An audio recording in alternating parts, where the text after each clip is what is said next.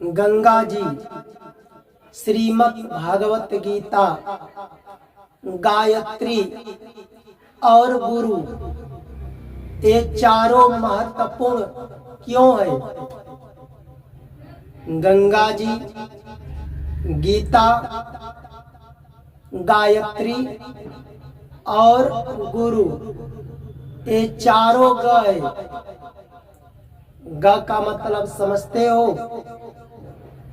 ग से गंगा जी, ग से ही चालू है गीता, ग से गायत्री और ग से गुरु। ये चारों को जिसने अपने हृदय में, आत्मा में बसा लिया, धारण कर लिया।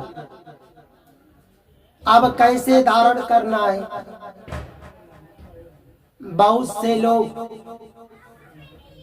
ये गंगा जी को नदी मानते, ये साधारण नदी है। अरे यह गंगा कोई साधारण नदी नहीं है, यह जगत जननी माता है, पर गंगा के रूप में है। जो गंगा जी के पवित्र जल से स्नान करते हैं, अगर वहां तक नहीं जा पाते हो तो उनको जल लेकर अपने शरीर में थोड़ा ही छिड़काव कर लेते हो।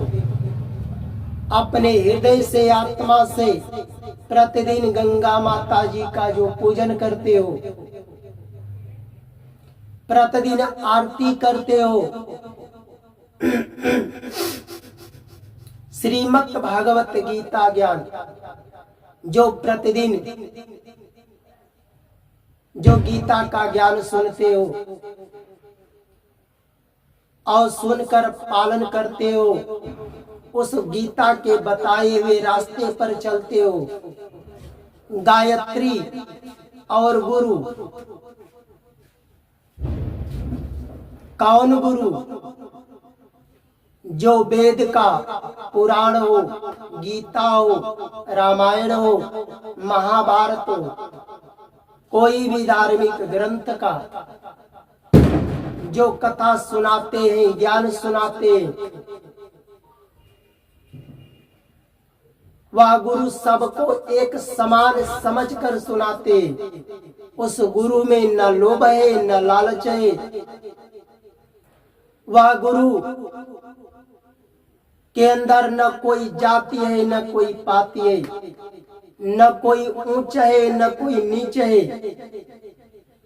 सबके शरीर में भगवान का अंश समझ करके कथा को सुनाते हैं।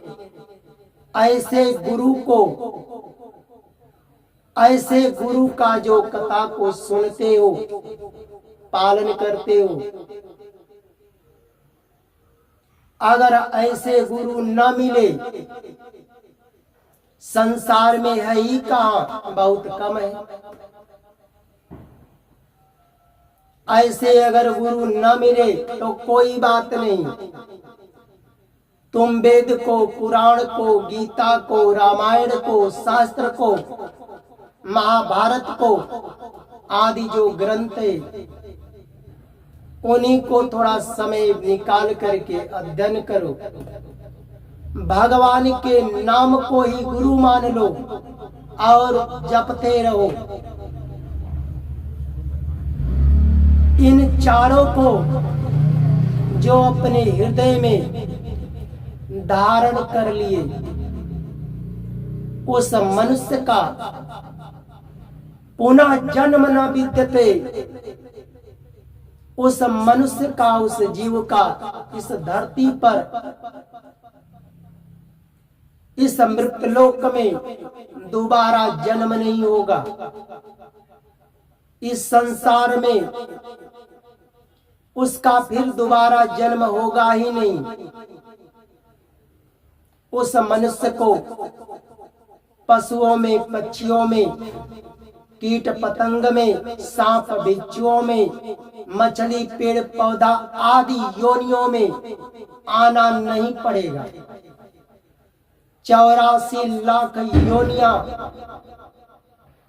खाली दुख ही है, सुख बहुत कम है। सुख दुख में आकर भोगना नहीं पड़ेगा, अब उसका मोक्ष की प्राप्ति हो जाएगी। अब जिस मनुष्य का, जिस जीव का मोक्ष की प्राप्ति हो जाएगा, तो फिर इस संसार में दोबारा जन्म ही नहीं लेगा। जन्म होगा ही नहीं।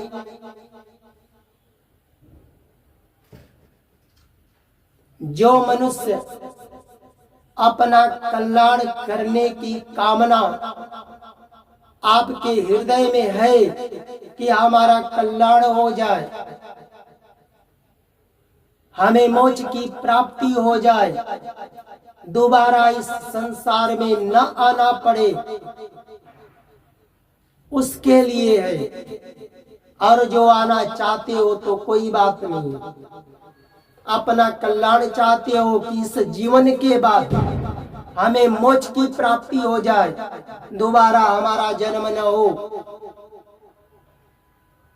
तो गंगा माता को, श्रीमद् भगवत गीता को, रामायण को, महाभारत को, गायत्री गुरु को अपने हृदय में बसा लो, धारण कर लो। आपका दोबारा जन्म होगा ही नहीं।